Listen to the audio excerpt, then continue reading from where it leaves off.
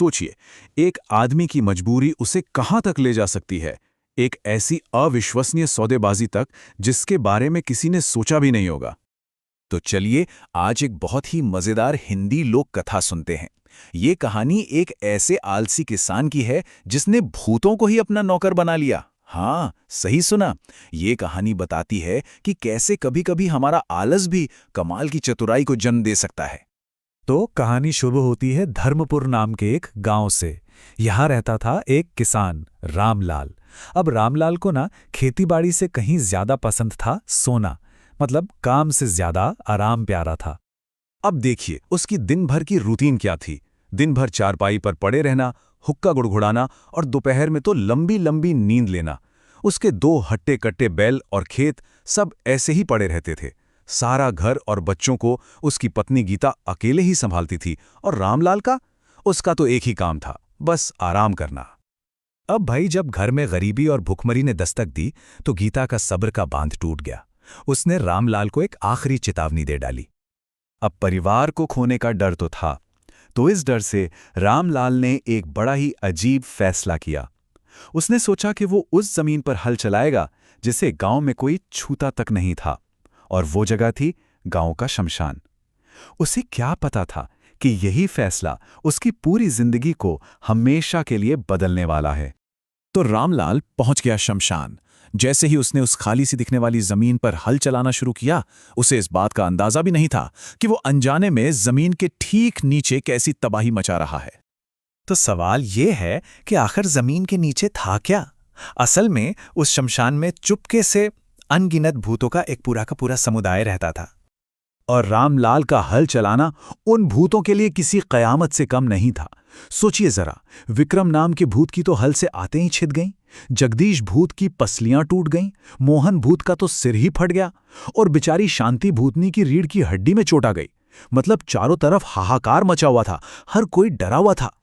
तो इस तबाही को रोकने के लिए हरिओम नाम का एक भूत हिम्मत करके सामने आया। उसने रामलाल से एक सौदा किया। भूतों ने कहा, देखो भाई, तुम शमशान में हल चलाना तुरंत बंद कर दो। बदले में रामलाल को क्या मिला? हम तुम्हें 15 दिनों के अंदर बाजरे की 10 बोरियां देंगे। रामलाल के लिए तो ये बैठे बिठाए जैकपॉट था। अब यहां से रामलाल को एक बात तो समझ आ गई थी कि इन भूतों का डर ही उसकी सबसे बड़ी ताकत है।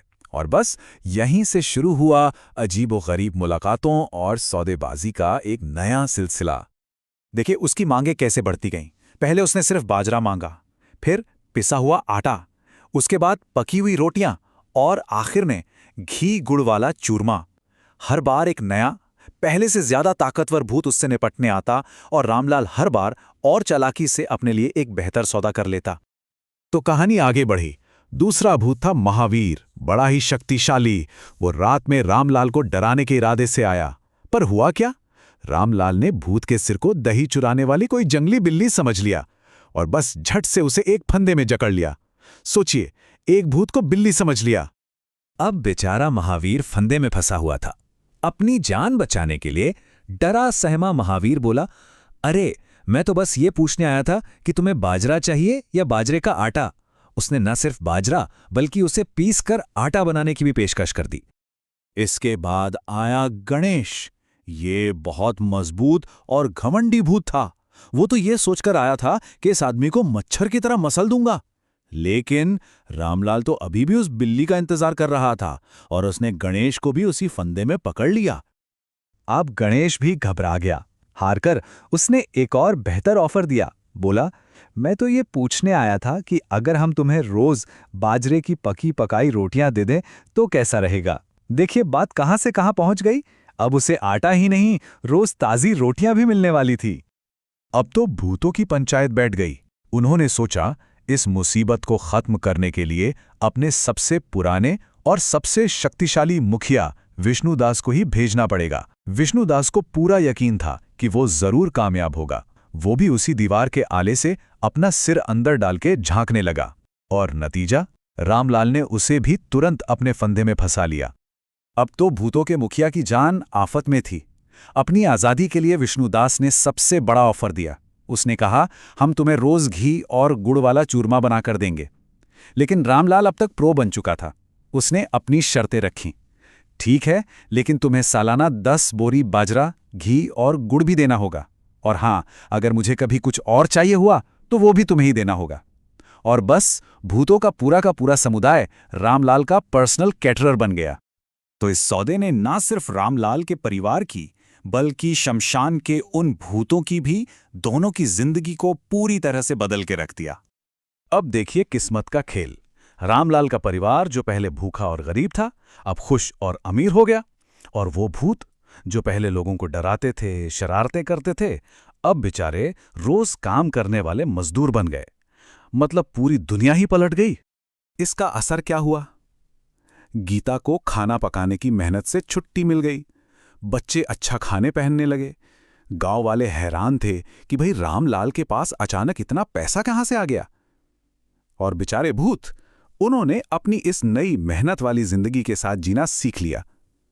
रामलाल के एक सीक्रेट ने उसकी दुनिया तो संवार दी, पर भूतों की दुनिया को पूरी तरह उलट-पुलट कर दिया। तो इस कमाल की कहानी का, एक आलसी किसान और उसके भूतिया नौकरों की इस कहानी का असली सार क्या है? क्या सीखने को मिलता है इससे? कहानी की सीख सीधी सी है। जो इंसान हिम्मत और अक्ल से काम लेता है और जिंदगी में मिले मौकों को पकड़ लेता है, उसे सफलता जरूर मिलती है। रामलाल आलसी जरूर था, पर उसका दिमाग बहुत तेज था। उसने एक मुश्किल घड़ी को अपनी जिंदगी भर की सुरक्षा में बदल दिया। रामलाल ने अपनी सफलता का राज खुद ही बताया था। वो कहता था, जिंदगी में मौके तो आते हैं, बस उन मौकों को पहचानना और उनका सही इस्तेमाल करना आना चाहिए। मतलब उसने ये मौका बनाया नहीं था, पर वो इतना चालाक जरूर था कि उसने इसका पूरा फायदा उठाया। तो ये कहानी हमें इसी सवाल पर सोचने के लिए छोड़ देती है कि ये रामलाल की चतुराई थी या बस किस्मत से मिला एक मौका। होशियारी और सही समय पर सही जगह होने के बीच आखिर कितनी महीन सी लकीर होती है।